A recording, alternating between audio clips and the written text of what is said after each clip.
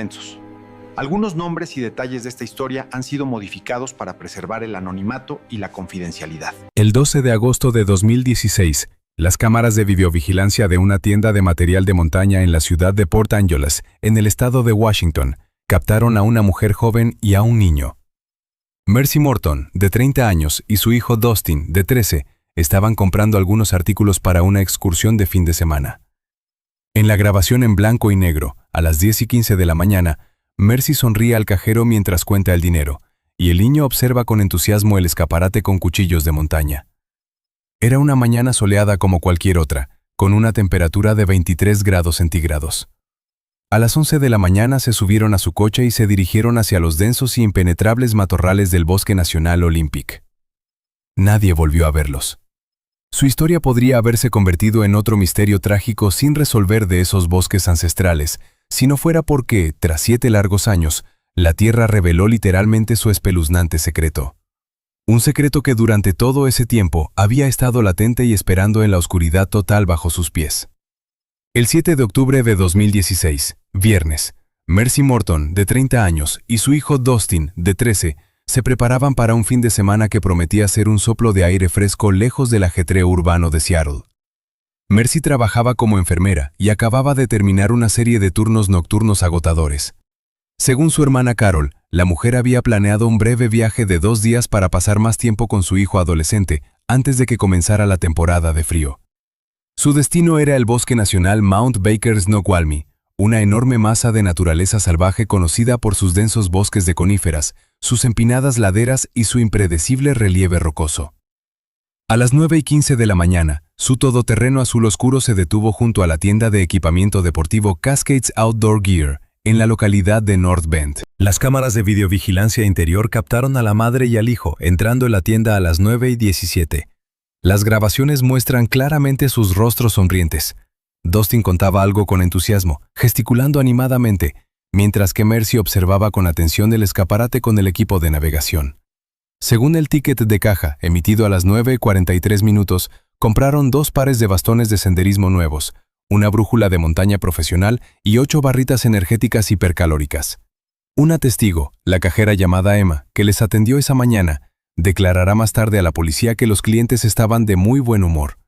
Según ella, la mujer mencionó expresamente que iban a recorrer la pintoresca ruta Franklin Falls Trail. A las 9:48 minutos, la lente de una cámara exterior captó cómo su todoterreno salía del aparcamiento y se perdía entre el flujo de coches, dirigiéndose hacia el este. Esa fue la última vez que se vio en público a Mercy y Dustin Morton. 10 de octubre de 2016, lunes. A las 9 de la mañana, Mercy no se presentó en su puesto de trabajo en la clínica, y el tutor de Dustin anotó su ausencia en el registro escolar.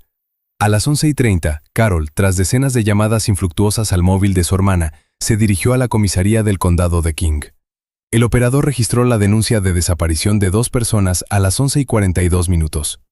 La maquinaria del sistema policial comenzó a ponerse en marcha. A las 13:50, una patrulla que inspeccionaba los caminos de acceso a la zona boscosa localizó el todoterreno azul oscuro de los Morton. El coche estaba perfectamente aparcado a exactamente 50 pies del cartel de madera que indicaba el inicio de la ruta Franklin Falls Trail. Las puertas estaban bien cerradas y la alarma activada. El detective jefe Thomas Woods, que llegó al lugar de los hechos a las 14:30, documentó minuciosamente el registro del vehículo. A través del cristal se veía que en el asiento trasero estaba cuidadosamente doblada la chaqueta azul de forro polar de Dustin, y en el asiento del copiloto yacían 2 botellas de plástico vacías de agua. No había en el interior ningún artículo comprado en North Bend. El coche no presentaba daños externos y no se encontraron rastros de forcejeo ni de arrastre en los alrededores. Todo parecía indicar que los turistas simplemente se habían adentrado en el sendero y se habían perdido en la espesura del bosque. El 11 de octubre, al amanecer, se puso en marcha una de las operaciones de búsqueda más ambiciosas de la historia del condado. La temperatura del aire había bajado a 45 grados Fahrenheit y el cielo estaba cubierto de densas nubes grises, lo que dificultaba enormemente la visibilidad. Se incorporaron a la búsqueda 2 helicópteros del servicio de patrulla, equipados con cámaras térmicas de alta sensibilidad. Las aeronaves sobrevolaron durante horas las copas de los árboles, a más de 200 pies de altura, escaneando cada centímetro del frío bosque en un radio de 10 millas desde el coche. pero en las pantallas monocromáticas de las cámaras térmicas solo parpadeaban las siluetas de animales salvajes. En tierra trabajaban más de 300 voluntarios, guardabosques y policías. El bosque se dividió en cuadrados bien definidos de 1 milla cuadrada cada uno. La gente avanzaba en cadena, a una distancia de 15 pies entre sí, registrando cada barranco, cada árbol caído y cada grieta rocosa. Los investigadores depositaban especial esperanza en 4 equipos de sinólogos especialmente entrenados. A las 7:15 de la mañana, los perros rastreadores recibieron muestras de olor de los objetos incautados del todoterreno. Los animales tomaron con seguridad el rastro junto al cartel informativo y arrastraron a sus guías hacia el interior del camino. Recorrieron exactamente 1 milla y 200 yardas por el sendero principal, hasta llegar a un punto donde el camino se cruzaba con un antiguo claro cubierto de helechos. Fue precisamente allí donde ocurrió el suceso más extraño de aquel día. Los perros se detuvieron de repente. Empezaron a dar vueltas desorientados en el mismo sitio, a ladrar y a sentarse en el suelo. El rastro se interrumpió de forma brusca y antinatural, como si la madre y el hijo no hubieran seguido adelante, ni se hubieran adentrado en el bosque, sino que simplemente hubieran sido levantados en el aire por una fuerza desconocida. Durante las 3 semanas siguientes, los equipos de rescate no se rindieron. Ampliaron la zona de búsqueda a 20 millas, contrataron a buzos para inspeccionar el fondo de los arroyos y ríos de montaña, y registraron más de medio centenar de cabañas de caza abandonadas. La policía interrogó a 82 testigos que se encontraban en el parque ese fin de semana, pero ninguno de ellos vio a una mujer con un adolescente que se ajustara a la descripción de los Morton. No se encontró ni la brújula perdida, ni los bastones de senderismo, ni los envoltorios de las barritas energéticas. El bosque parecía haberse tragado todo, sin dejar a la investigación ninguna pista. El 28 de octubre de 2016, a las 5 de la tarde, la dirección de la policía del condado anunció oficialmente el cese de la fase activa de las búsquedas. En la rueda de prensa, el portavoz del departamento declaró secamente que los equipos de rescate habían agotado todos los recursos posibles. Con la llegada de las heladas de noviembre y las primeras nevadas, las posibilidades de encontrar a los desaparecidos con vida eran nulas. Los gruesos expedientes con las actas de los interrogatorios, las fotografías y los mapas de la zona pasaron a ocupar un estante recóndito del archivo. El caso recibió oficialmente el estatus de caso sin resolver. A la familia Morton solo le quedaba llorar el vacío, y el misterioso bosque siguió guardando un silencio espeluznante. Sin embargo, en aquel momento ninguno de los investigadores sospechaba siquiera que la verdadera respuesta a sus preguntas no se encontraba entre los árboles centenarios, sino mucho más abajo, bajo el espesor de la tierra helada. Han pasado exactamente 7 años, 12 de octubre de 2023. El tiempo en el condado de King era sombrío. La temperatura no superaba los 48 grados Fahrenheit. La vida seguía su curso, hasta que unos trabajos de construcción rutinarios rompieron el velo del tiempo, revelando un secreto que llevaba años escondido justo bajo sus pies. A las 8 de la mañana, un equipo de construcción formado por 5 personas comenzó la limpieza programada de un terreno abandonado de 12 acres cerca de la antigua cantera de Snoqualmie Pass. Esta zona, situada a 8 millas al sureste del lugar donde se encontró el coche abandonado de los Morton, llevaba sin utilizarse desde finales de los 90. La espesa maleza, los abetos centenarios derribados por fuertes tormentas y las profundas capas de musgo acumulado la habían convertido en un matorral totalmente intransitable. A las 14:15 minutos, el operador de la excavadora pesada, Mark Davis, quitó otra gruesa capa de tierra. De repente, la enorme pala de acero de la máquina chocó con un ruido sordo contra un obstáculo sólido. Según las palabras de Davis, que más tarde quedaron detalladamente registradas en el atestado policial, se oyó un chirrido metálico sordo. No se parecía al sonido de un golpe contra una roca de granito natural. A las 14:18 apagó el motor y junto con los demás trabajadores bajó a la zanja excavada. Bajo una capa de tierra compacta de casi 2,5 pies de espesor, mezclada con raíces podridas y ramas, yacía una enorme plancha de acero de 4 por 4 pies. Estaba cuidadosamente camuflada entre el paisaje circundante. Tras limpiar la superficie con las palas, a las 14:27 los hombres vieron una extraña y espeluznante estructura. Bajo la plancha había una pesada y oxidada trampilla, firmemente empotrada en una gruesa base de hormigón. La trampilla estaba bloqueada desde el exterior con un macizo candado de tipo industrial. Nadie del equipo entendía qué era ese objeto. En los mapas topográficos oficiales de la cantera no figuraban comunicaciones subterráneas ni búnkeres en esa cuadrícula. Suponiendo que se trataba de un antiguo colector de drenaje, el capataz dio la orden de romper el candado. A las 14:35, utilizando una pesada palanca de 40 pulgadas y un mazo, los trabajadores, con un esfuerzo conjunto, arrancaron la manilla oxidada. Según sus testimonios, la tapa metálica pesaba no menos de 80 libras.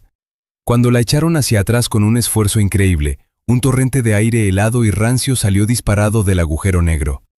Estaba densamente impregnado de olores penetrantes a productos químicos, humedad y excrementos humanos.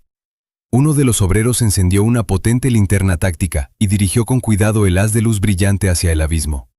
Hacia abajo conducía una empinada escalera de hormigón, cubierta por una capa de limo.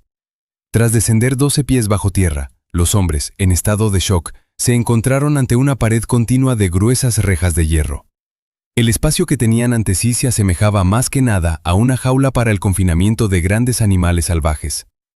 El tamaño de la cámara apenas alcanzaba los 10 por 12 pies. Pero lo más aterrador era que, en un rincón lejano, acurrucada al máximo en la densa penumbra, había un ser vivo. El haz de luz reveló una figura delgada y encogida en una postura espasmódica. Era un ser humano. Un chico al que, debido al agotamiento extremo de su organismo, se le podían dar como mucho 15 años, aunque en realidad ya había cumplido los 20. Su cuerpo parecía una sombra recubierta de una piel pálida y semitransparente. Llevaba puesto un chándal gris, sucio y rasgado, varias tallas más grande de lo necesario. La cabeza del cautivo estaba completamente calva. Alguien le había afeitado el pelo de forma metódica y regular. El chico no emitió ni un solo sonido, no pidió ayuda.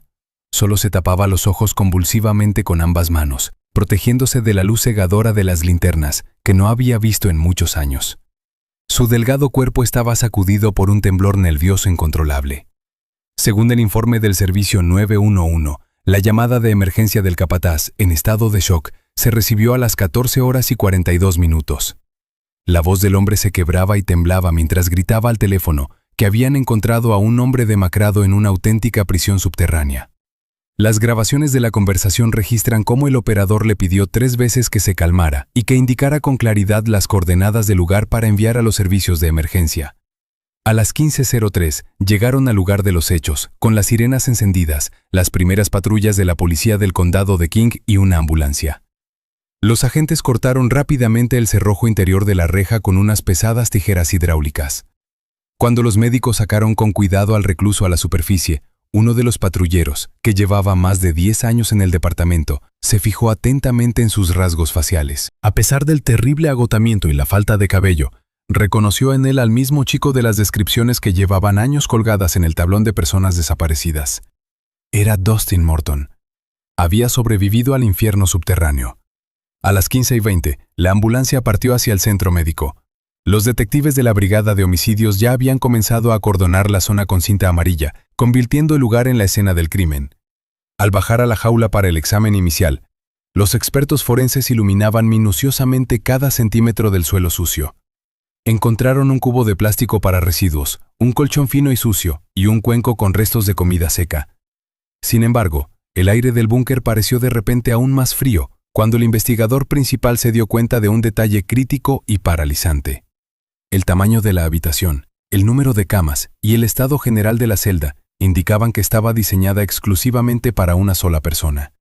En ese diminuto calabozo, aislado del mundo, no había absolutamente ningún rastro de la presencia de su madre. ¿Dónde había estado Mercy Morton durante todos esos 7 años? Amigos, antes de seguir sumergiéndonos en esta espeluznante historia, tengo una pequeña petición que haceros.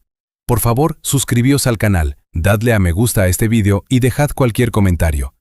Los algoritmos de la plataforma funcionan de tal manera que es precisamente vuestra actividad la que ayuda a promocionar el contenido, y gracias a vuestras acciones, esta investigación podrá llegar a mucha más gente.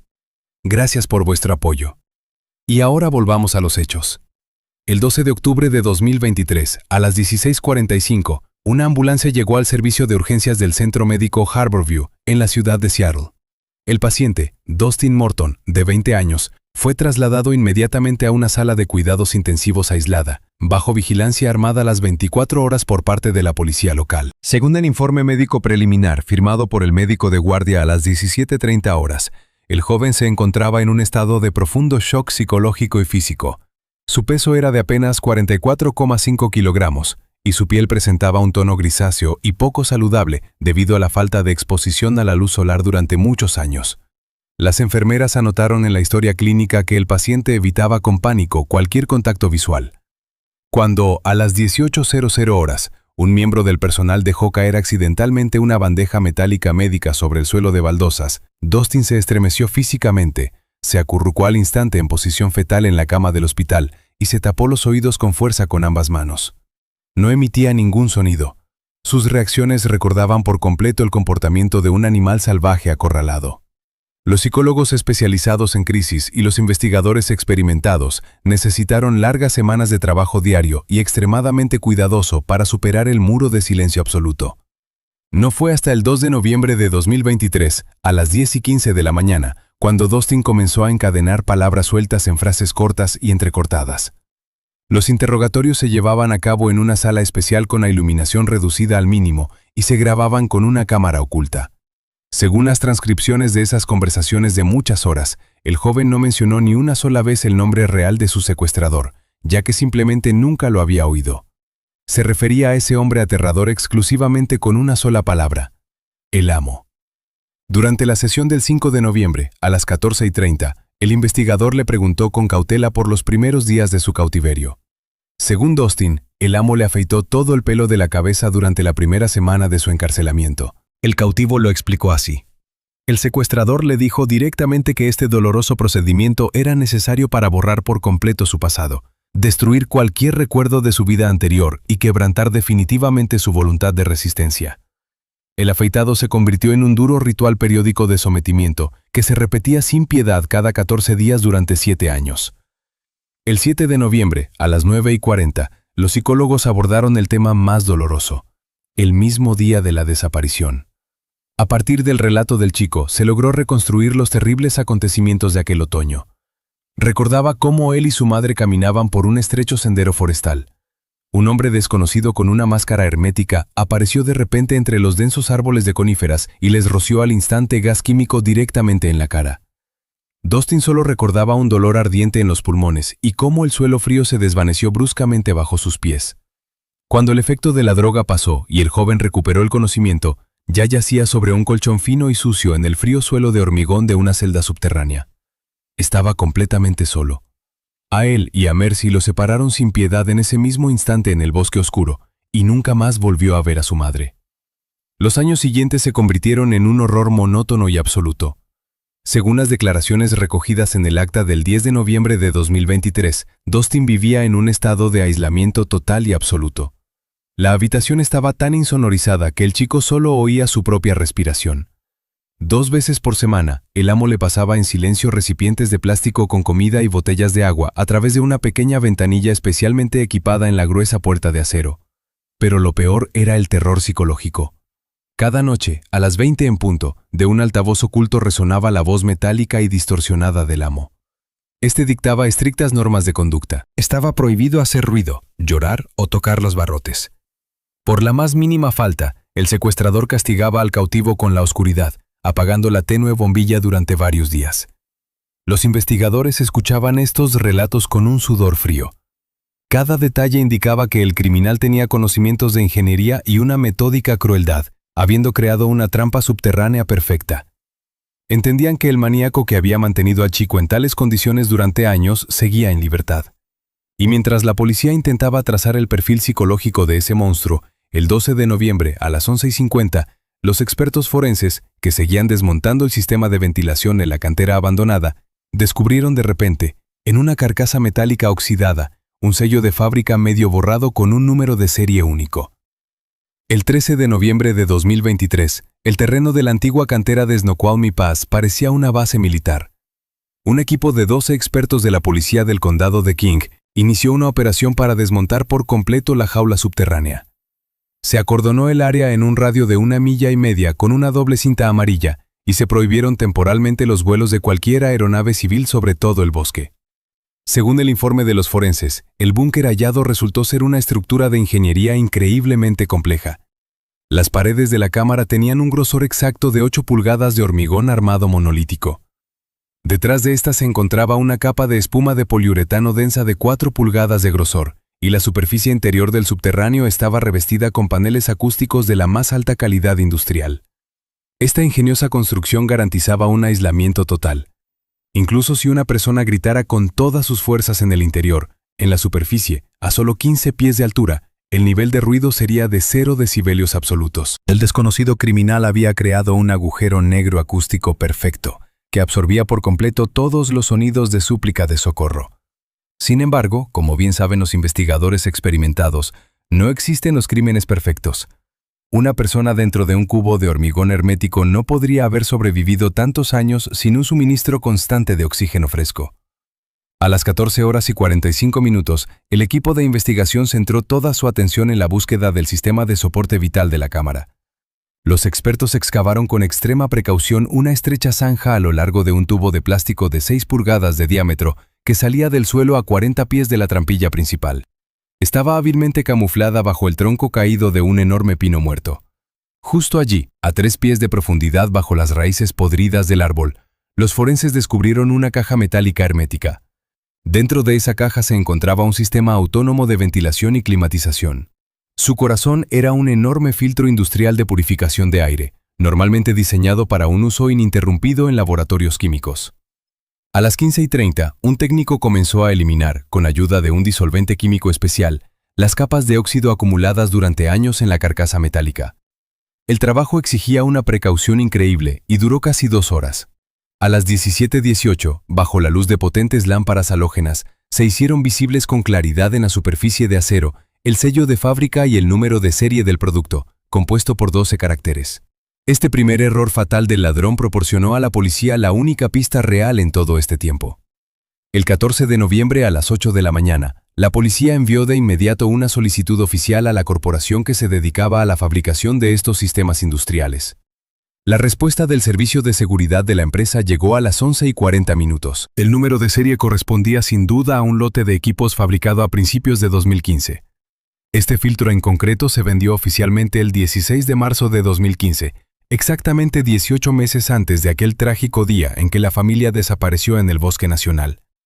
El comprador actuó con la máxima cautela, tratando de no dejar rastros. Se negó rotundamente a utilizar tarjetas bancarias, pagando el complejo equipo exclusivamente en efectivo, por un importe de $3,200. Esta medida habría roto para siempre la cadena de pruebas, de no ser por un único obstáculo físico. El peso total de la potente instalación de ventilación superaba con creces las 280 libras. El misterioso comprador se vio obligado a solicitar un servicio de entrega comercial a domicilio a una empresa local de transporte y logística. El 20 de marzo de 2015, el camión entregó con éxito los materiales de gran tamaño en el recinto cerrado de un almacén comercial en la tranquila localidad de North Bend.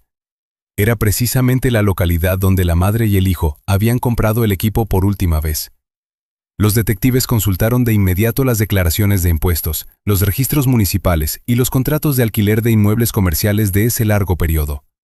La pequeña empresa constructora figuraba como arrendataria oficial del muelle número 18. El 15 de noviembre, la investigación pasó por completo al ámbito digital. Los analistas de la policía cibernética obtuvieron copias de seguridad de las grabaciones de las cámaras de vigilancia del servicio de carreteras de North Bend, correspondientes a marzo de 2015. El sistema de reconocimiento automático de matrículas registró una camioneta negra de gran tamaño. Este vehículo circulaba regularmente entre el almacén alquilado y los caminos de acceso cerrados a la cantera de Snoqualmie Pass. Los investigadores finalmente encajaron las piezas de un rompecabezas que llevaba años sin resolverse. El comprador del filtro había alquilado el almacén precisamente en el momento de la entrega.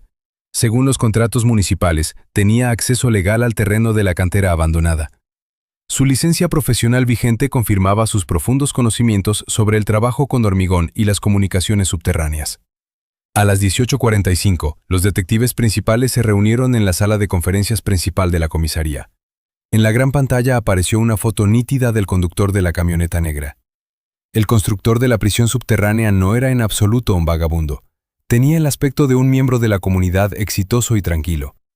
Cuando los agentes comprobaron su dirección actual, se hizo un silencio tenso y sepulcral en la sala. El monstruo llevaba años escondido donde nadie se habría atrevido jamás a buscarlo.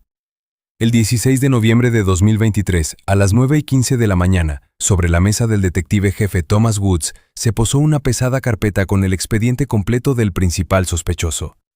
Se había establecido de forma absolutamente indudable la identidad del conductor de la camioneta negra, que había alquilado un almacén comercial en la localidad de North Bend y que había comprado equipos de ventilación industrial, quedó establecida de forma absolutamente indiscutible. Se trataba de Frank Dawson, un hombre que acababa de cumplir 52 años. Era el único fundador y propietario de una exitosa empresa local de construcción especializada en obras y reformas. El expediente de Dawson parecía tan perfecto y cristalino que provocó de inmediato una gran inquietud psicológica en los investigadores experimentados. El hombre nunca había sido objeto de responsabilidad penal, ni siquiera administrativa, y no tenía ninguna multa pendiente por estacionamiento indebido. La comunidad local lo consideraba sinceramente un ciudadano ejemplar y de confianza. Según los testimonios de los vecinos que los detectives obtuvieron en secreto de los archivos policiales, Frank había trabajado durante muchos años en instalaciones municipales, participaba activamente en recaudaciones benéficas para el instituto y había financiado de su propio bolsillo la renovación integral del tejado de un refugio para animales. Llevaba una vida extremadamente tranquila en su gran casa de 2 plantas. Esta espaciosa mansión estaba situada en una parcela privada aislada de más de 3 acres en las afueras de la ciudad, en un lugar donde la carretera asfaltada se interrumpía bruscamente y daba paso a una franja de bosque denso e impenetrable. El hombre vivía completamente solo. Los documentos oficiales indicaban que se había divorciado en el año 2008, no tenía hijos y no mantenía ninguna relación sentimental visible con mujeres. El 17 de noviembre, a las 6 de la mañana, la policía puso en marcha una operación a gran escala y profundamente secreta. Inmediatamente se estableció una vigilancia externa las 24 horas del día en la casa de Dawson y en su camioneta de trabajo. Se involucraron en la operación 3 grupos móviles de agentes especiales vestidos de civil, y a altas horas de la noche se colocó en secreto un diminuto rastreador de navegación en los bajos de su vehículo. Los primeros días de vigilancia ininterrumpida solo trajeron decepciones a los agentes. La rutina del sospechoso parecía de lo más predecible y banal. Frank se despertaba todos los días exactamente a las 5:30 de la mañana. Se tomaba una taza de café en la terraza abierta y luego se dirigía a sus obras. Hablaba tranquilamente con los obreros a su cargo, compraba materiales de construcción en grandes hipermercados y siempre regresaba a casa a más tardar a las 6 de la tarde. Sin embargo, este cuadro idílico cambió radicalmente el 21 de noviembre del año 2023. El tiempo aquella tarde era francamente horrible. La temperatura había bajado bruscamente a 40 grados Fahrenheit y caía una llovizna helada. A las 19:15, la camioneta negra de Dawson se desvió inesperadamente de su ruta habitual y se estacionó junto a un gran centro comercial a las afueras de Seattle. El agente que lo seguía a una distancia prudencial, haciéndose pasar por un comprador cualquiera, grababa atentamente cada uno de sus movimientos con una cámara oculta. Frank se dirigió directamente a la sección de ropa de mujer. No estaba mirando las prendas al azar, como suelen hacer los hombres que buscan un regalo improvisado. Según el detallado informe del agente, Dawson actuaba con precisión, metódicamente y con mucha seguridad. Eligió varios conjuntos de lencería femenina de talla pequeña y 2 pares de calcetines de lana gruesos. A las 20:40 de esa misma noche, el sospechoso hizo otra parada no planificada, esta vez en una farmacia de la cadena abierta a las 24 horas. Posteriormente, tras obtener acceso oficial a las copias de los tickets de caja, los detectives analizaron minuciosamente la lista de sus compras. Entre los productos domésticos habituales figuraban vitaminas específicas para mujeres, medicamentos hormonales, analgésicos fuertes y diversos productos de higiene personal. Además, al examinar las grabaciones de video del supermercado de los últimos meses, los analistas policiales observaron que Frank compraba regularmente productos que no encajaban en absoluto en la dieta de un robusto constructor de 52 años. Yogures dietéticos de cereales, tés de hierbas calmantes especiales y panecillos suaves sin gluten. Un análisis exhaustivo de sus extractos bancarios confirmó una terrible pauta. Esas compras específicas se realizaban de forma constante cada 14 días. Los detectives que se reunieron urgentemente en una reunión de emergencia el 22 de noviembre a las 2 de la madrugada ya no tenían la más mínima duda. Ante ellos no se encontraba simplemente un secuestrador despiadado, sino un depredador increíblemente calculador y absolutamente despiadado. Durante años había construido su sistema ideal e inquebrantable de control total sobre otras personas, ocultándose hábilmente tras la máscara de un contratista trabajador y un buen vecino. Llevaba una doble vida con una meticulosidad tan impresionante que ponía los pelos de punta incluso a los veteranos de la policía. Pero lo más espeluznante residía en una simple conclusión lógica. Los analistas prestaron especial atención al volumen de compras recientes realizadas precisamente esa noche.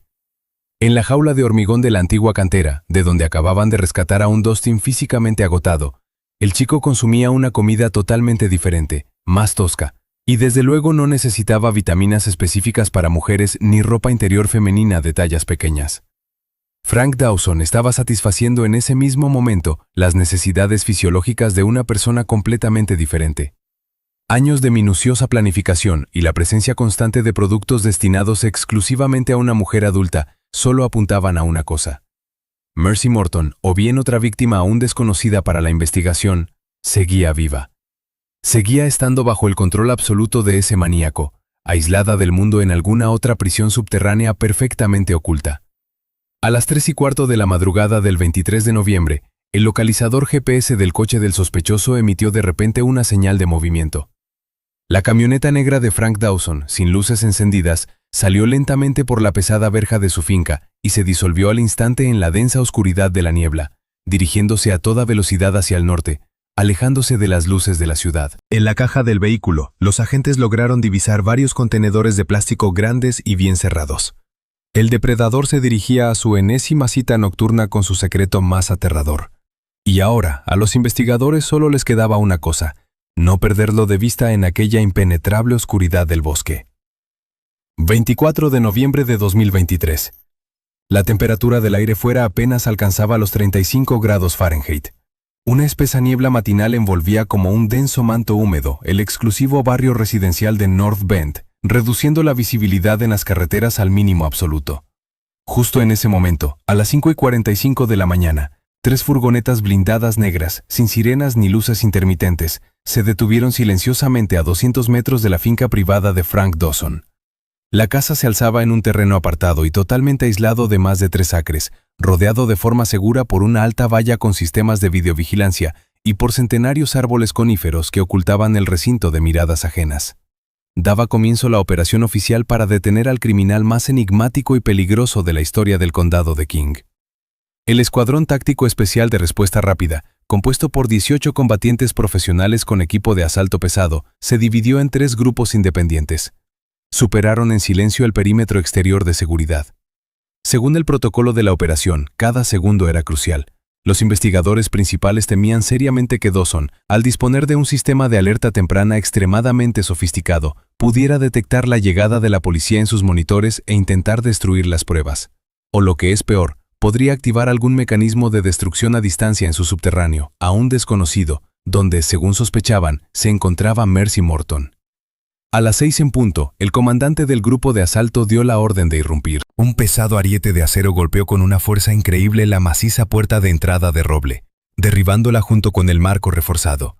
Los agentes irrumpieron fulgurantemente en el interior de la casa, utilizando granadas de luz y sonido y controlando cada centímetro del espacio a través de las miras de sus rifles de asalto. Esperaban una resistencia armada desesperada, barricadas complejas o al menos un intento de huida por la puerta trasera. Sin embargo, lo que realmente vieron conmocionó a los curtidos policías mucho más que cualquier tiroteo. En una enorme cocina, perfectamente ordenada y bañada por la suave luz amarilla de las lámparas empotradas, Frank Dawson estaba sentado con total tranquilidad tras una mesa con isla de granito italiano pulido. El hombre vestía una camisa a cuadros limpia y unos vaqueros azules planchados. Bebía lentamente café negro caliente de una gran taza de cerámica. Según el sargento que entró primero en la cocina, el sospechoso ni siquiera se inmutó cuando los hombres armados irrumpieron gritando en la habitación. No mostró absolutamente ninguna emoción de miedo o sorpresa. Su respiración seguía siendo profunda y su pulso parecía visualmente totalmente regular. Se limitó a dejar la taza en silencio sobre la encimera de granito y levantó las manos muy lentamente, permitiendo que los agentes decolocaran con fuerza las esposas de acero en las muñecas. En sus ojos solo había un vacío frío y muerto. A las 7:15, una vez que toda la casa de 2 plantas fue declarada completamente segura, llegó al lugar de los hechos un equipo ampliado de 12 expertos forenses. Comenzó el registro más minucioso de la historia del departamento de policía local. La casa, con una superficie total de más de 3.000 pies cuadrados, parecía un museo de élite. Ni una mota de polvo, un orden geométrico perfecto de las cosas, muebles de cuero de lujo. Sin embargo, bajo esa máscara de respetabilidad impecable se escondía la verdadera guarida de un monstruo.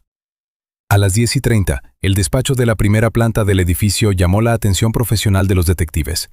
Detrás de una enorme estantería de roble macizo, que tuvieron que apartar entre 4 robustos agentes, descubrieron una pesada caja fuerte ignífuga de clase comercial empotrada profundamente en la pared de hormigón. Dado que Dawson se negó rotundamente a facilitar el código de acceso, la policía llamó urgentemente a un especialista en apertura de cerraduras. A las 11:50, tras utilizar equipo láser especial y taladros industriales, la gruesa puerta metálica cedió y se abrió con un suave clic. Los investigadores, con cuidado y con guantes de goma estériles, comenzaron a sacar el contenido del escondite secreto. Lo que vieron allí hizo que incluso los detectives más experimentados se estremecieran de horror. En el estante inferior de acero yacía una gruesa carpeta de cuero gastada. En su interior había más de 70 fotografías Polaroid de alta resolución. Era una crónica detallada y sádica de los 7 años de encarcelamiento de Dustin Morton. Las imágenes captaban todo el proceso de lento deterioro del chico, desde un adolescente de 13 años asustado que lloraba en un rincón, hasta un joven completamente demacrado, calvo y con la mirada perdida. Dawson documentó meticulosamente cada etapa de su terror psicológico y físico, convirtiendo el dolor ajeno en su propio archivo personal de logros. Junto a la espeluznante carpeta yacían 2 objetos que vinculaban de forma definitiva e indiscutible a Frank con los acontecimientos del 7 de octubre de 2016. En una bolsa de plástico transparente para pruebas se guardaba una brújula de senderismo profesional con la marca de la tienda de deportes Cascades Outdoor Gear, precisamente el dispositivo que madre e hijo habían comprado unas horas antes de su fatídica desaparición. Y junto a él, sobre un paño de terciopelo, yacía un teléfono móvil en una funda rosa que en su día fue brillante, con la pantalla de cristal irremediablemente rota. El número de serie de la parte trasera del dispositivo coincidía al 100% con los datos del teléfono que pertenecía a Mercy Morton. Sin embargo, lo que más alarmó a los investigadores principales fue el último hallazgo, extraído del rincón más profundo y oscuro de la caja fuerte ignífuga. Se trataba de un pesado llavero metálico del que colgaban 3 llaves largas y macizas de forma inusual. Se parecían mucho a las que se utilizan en los candados industriales de máxima seguridad. A las 13:15, los expertos policiales comenzaron un minucioso registro. Recorrieron cada centímetro cuadrado de la finca, intentaron abrir todas las puertas, todos los sótanos, el gran garaje, el cobertizo de herramientas de jardín e incluso las cajas de fusibles. El resultado fue nulo. Ninguna de las 3 llaves encajaba en ninguna cerradura de la enorme finca de 3 acres. A las 15:40 de ese mismo día, Frank Dawson fue trasladado bajo fuerte escolta a la Jefatura Central de Policía. Lo llevaron a una sala de interrogatorios aislada y sin ventanas, con paredes grises desnudas e insonorizadas. Los detectives colocaron ante él, sobre una mesa metálica, las fotografías Polaroid incautadas, una brújula, un teléfono y ese mismo pesado manojo de llaves. Le preguntaron por Mercy. Le suplicaron que mostrara un poco de humanidad. Le gritaron. Intentaron apelar a su compasión y le amenazaron abiertamente con la pena máxima, cadena perpetua en una prisión federal de máxima seguridad. Pero Frank se limitaba a permanecer completamente inmóvil, con los brazos cruzados sobre el pecho. Miraba a los investigadores con su mirada vacía y sin vida, y no pronunciaba ni una sola palabra. Su gélido silencio era más elocuente que cualquier confesión sincera. Al observar esas 3 llaves industriales desconocidas, que no encajaban en ninguna puerta de la finca, los detectives se dieron cuenta, con creciente horror, de una verdad simple e indiscutible. En algún lugar, en medio de los densos y extensos bosques del estado, existe otro escondite perfectamente camuflado, otra pesada puerta metálica, tras la cual, en una oscuridad total e impenetrable, se encuentra una mujer de 37 años, cuyo tiempo se agota inexorablemente con cada segundo perdido. 24 de noviembre de 2023, las 3:30 de la tarde. El interrogatorio de Frank Dawson en la Jefatura Central de Policía del Condado de King había llegado definitivamente a un callejón sin salida, a un punto muerto. El sospechoso estaba sentado en la sala de interrogatorios y parecía una estatua de hielo. No reaccionaba ante las fotografías que tenía delante, ignoraba deliberadamente cualquier pregunta de los detectives y miraba con absoluta frialdad un punto concreto de la pared gris insonorizada. Conscientes de que el tiempo jugaba implacablemente en su contra y de que la vida del desconocido cautivo podía extinguirse en cualquier momento, la dirección de la unidad de homicidios tomó la decisión de centrar por completo la investigación en las huellas digitales ocultas. A las 4 de la tarde, la unidad de ciberdelincuencia inició un análisis urgente y extremadamente complejo del ordenador de a bordo y de los datos de caché borrados del sistema de navegación de la camioneta negra de Dawson correspondientes a los últimos 7 años. A las 18:45, un analista técnico senior detectó una anomalía sistémica que se repetía con claridad. Los fragmentos recuperados de los datos GPS borrados demostraban claramente que todos los jueves, a altas horas de la noche, el vehículo del sospechoso se desviaba sistemáticamente de todas sus rutas habituales y lógicas. El vehículo se desviaba hacia un camino de tierra antiguo y casi abandonado, y se adentraba durante un largo rato en un denso bosque llamado Pine Valley. Esta zona aislada se encontraba a 40 millas al noroeste de la ciudad. Tras recurrir a expertos financieros, a las 19:20, la policía determinó rápidamente que en esas coordenadas concretas se encontraba legalmente registrada una vieja cabaña de madera en el bosque. Según los documentos fiscales, pertenecía a una empresa ficticia de un solo día, registrada con un nombre totalmente inventado allá por el año 2014. A las 20 horas en punto, una columna móvil de 4 todoterrenos policiales blindados, sin luces intermitentes ni sirenas encendidas, se acercó a la ubicación indicada. La zona parecía totalmente salvaje y aislada de la civilización. Un estrecho sendero forestal, densamente cubierto de ramas podridas, conducía a un edificio de madera ennegrecido que, desde fuera, parecía abandonado desde hacía mucho tiempo y sin remedio. El techo de la cabaña estaba cubierto por una gruesa capa de musgo húmedo, y todas las ventanas, sin excepción, estaban tapiadas desde dentro con gruesas tablas. El grupo táctico armado rodeó con cautela el perímetro de seguridad exterior. A las 20:15, los asaltantes derribaron la tambaleante puerta de entrada y penetraron al interior de inmediato. En la planta baja del edificio no había nada, salvo una densa capa de polvo acumulado durante años, excrementos de rata y muebles rotos y podridos. Pero el detective jefe Thomas Woods, recordando las 3 llaves industriales desconocidas de la caja fuerte, dio la orden estricta de registrar cada centímetro cuadrado del sótano. El sótano resultó ser increíblemente húmedo, frío y abarrotado de docenas de cajas de cartón viejas. A las 20:40, uno de los agentes tácticos, al iluminar lentamente el suelo con una potente linterna LED, observó profundos arañazos semicirculares recientes en las viejas tablas de madera. Esas marcas conducían directamente hacia una enorme estantería, firmemente atornillada a la pared. Tras un esfuerzo físico increíble, 3 fornidos policías lograron arrancarla de sus fijaciones y apartarla a un lado. Detrás de la estantería se ocultaba una pesada puerta de acero de tipo industrial, firmemente empotrada en un robusto hueco de hormigón. El detective Woods, con las manos temblorosas por la adrenalina, sacó una bolsa transparente con las pruebas. Sacó aquel mismo pesado manojo de llaves metálicas. La tercera llave encajó perfectamente en su sitio y con un sordo y resonante clic metálico, abrió el complejo mecanismo interno de la cerradura. La pesada puerta se abrió muy lentamente, dejando escapar una densa corriente de aire caliente y artificial que olía intensamente a medicamentos y a ambientadores florales baratos. Los haces de luz de las linternas tácticas atravesaron la tenue luz de una pequeña lámpara de mesa. La habitación era pequeña, de unos 12 por 14 pies. En el borde de una cama estrecha, acurrucada convulsivamente en una bola defensiva y cubriéndose el rostro con ambas manos ante la repentina luz brillante, estaba sentada una mujer. Era Mercy Morton. Según los documentos, acababa de cumplir 37 años, pero visualmente parecía una persona de edad muy avanzada, increíblemente agotada, con una mirada absolutamente vacía y muerta, en la que no quedaba ni una chispa de vida. Estaba viva. Los agentes bajaron las armas de fuego al instante. Una médica del equipo de rescate se acercó a ella con el máximo cuidado.